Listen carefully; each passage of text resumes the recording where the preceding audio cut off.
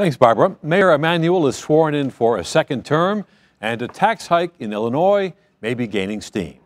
Joining us are Hal Dardick, City Hall reporter for the Chicago Tribune, Anthony Anderson, chairman of the Republican Precinct Project, and Carl West, president of MG Media.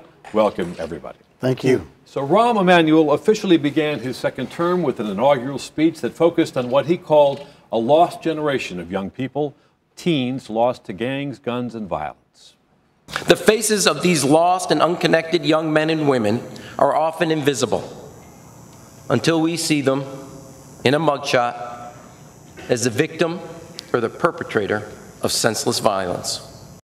Speech came after a weekend in which 49 people were shot here in Chicago. Hal, you cover Mayor Emanuel. What did you make of his emphasis? Well, I think a lot of folks that were at the inaugural were very struck by the fact that he didn't talk about the city's financial woes at this time because they are so great, and it is the challenge that this new city council and the mayor in a second term are going to be dealing with primarily for the next year or so. And instead, he chose to focus on a specific subject, an important subject, and he was lauded for that. But everyone that was there was saying, well, what happened to the financial crisis? Why aren't you telling these aldermen they're going to have to make these very difficult decisions at this time? Part of it may be he didn't want to spook the markets while he's trying to go out and borrow some money. But Anthony, obviously when we have this kind of weekend with 49 people shot and we have the kind of murder rate that we do, did the mayor strike an appropriate chord here? Absolutely. I think he struck an appropriate chord. I mean, metaphorically speaking, the city has 4 cylinders, and 2 of the cylinders aren't working correctly. North and the east side is working fine for the city of Chicago, but the south and west sides have seen high unemployment, high joblessness, and there's absolutely no sign of people getting out of this perpetual state of poverty. And so for him to address those issues that permeate certain communities within the city of Chicago, I think he was spot on. Carl, do you sense a change of emphasis here? Do you think this is substantive?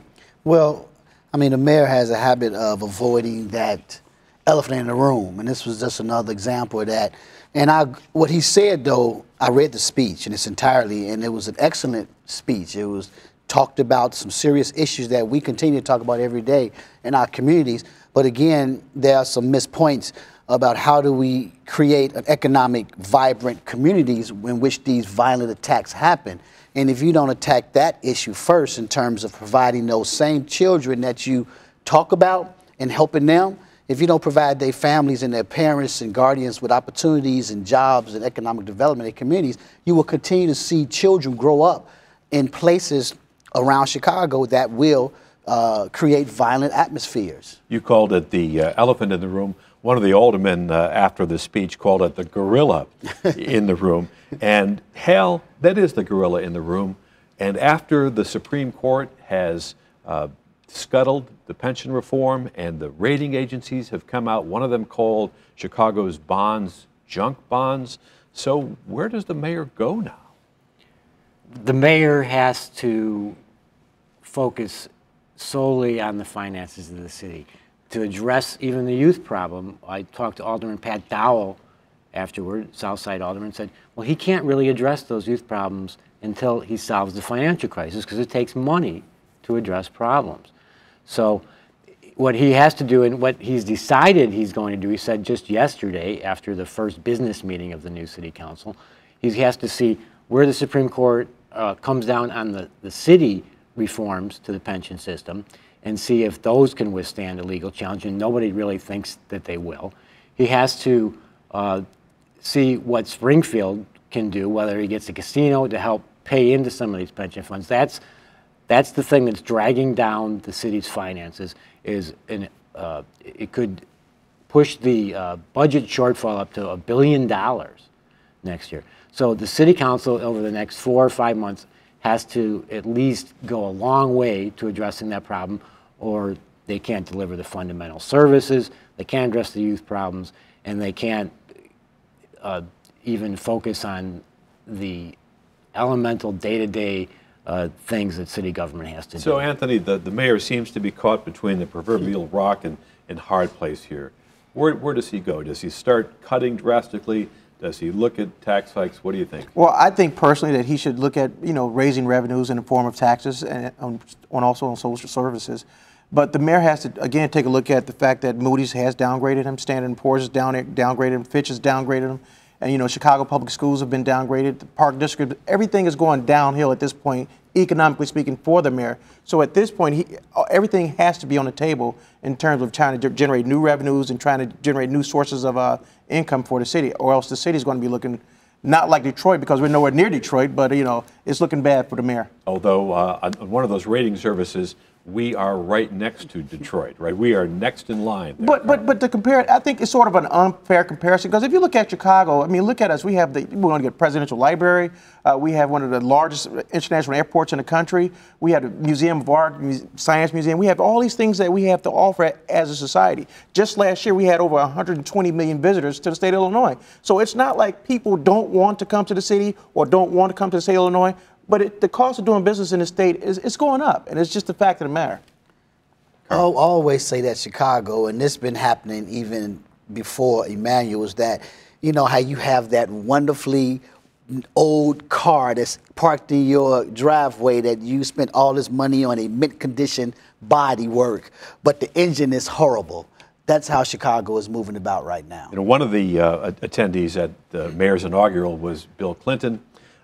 But somebody prominent who wasn't there is the governor of Illinois, Bruce Rauner, who did not attend those festivities.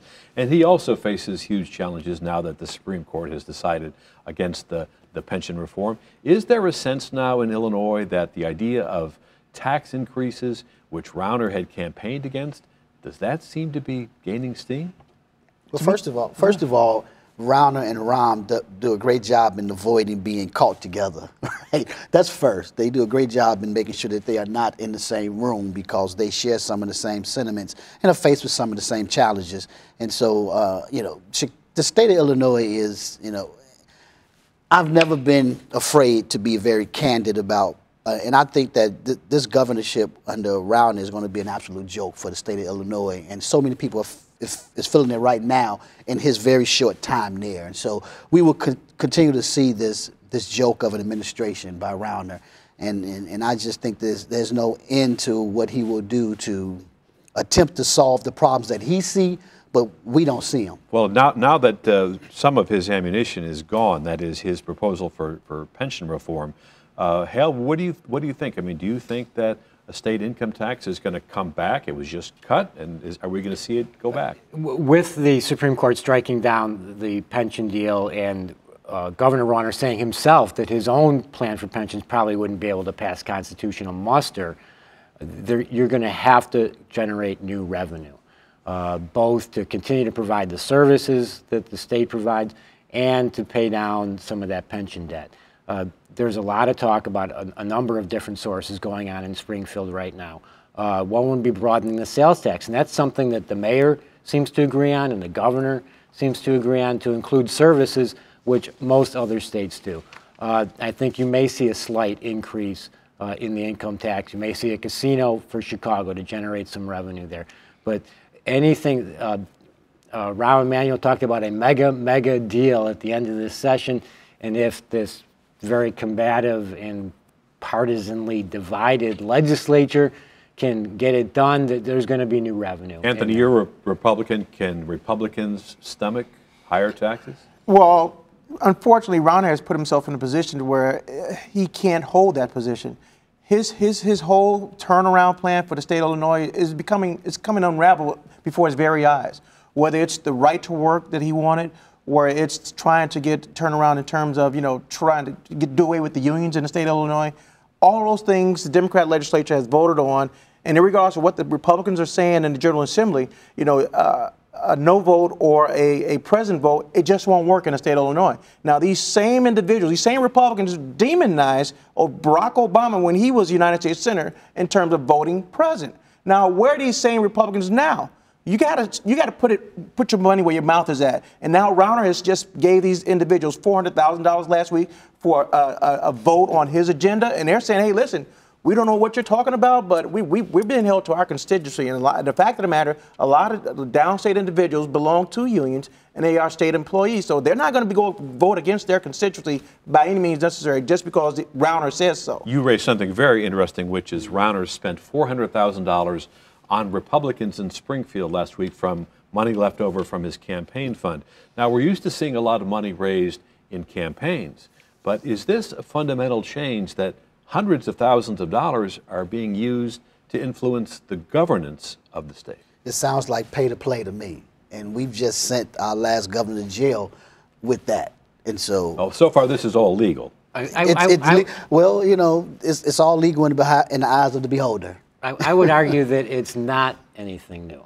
That Michael Madigan, the Speaker of the Illinois House, has been doing it for years. Now, he raises money in his campaign funds and he doles it out to legislators that support his agenda. He gets them reelected.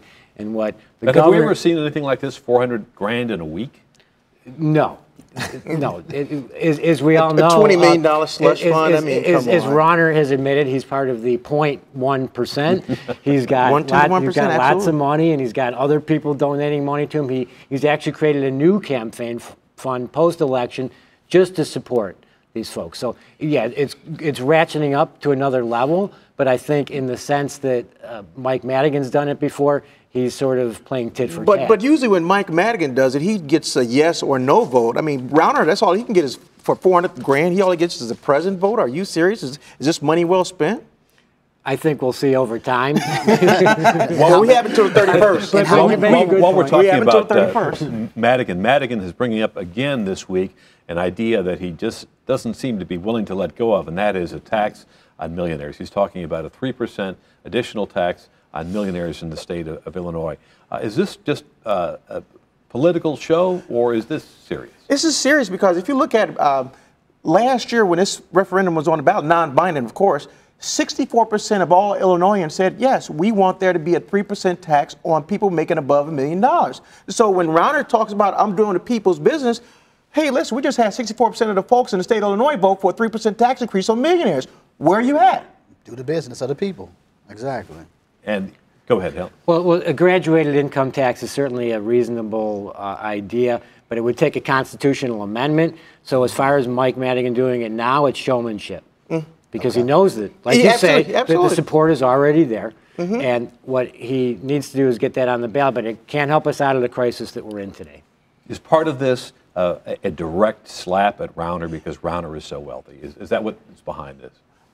Well, I don't know if it's a direct slap at Rauner, but I think it's a direct slap at his policies. I mean, because this is all a part of Rauner's whole turnaround agenda. Let's get this workman's comp legislation through. Let's get these taxes under control. Let's get these pensions under some control. And insofar as that's concerned, he's putting a lot of roadblocks in terms of Rauner's agenda. Rauner has to come to the table and we can have a civilized discussion about moving forward in terms of state finances.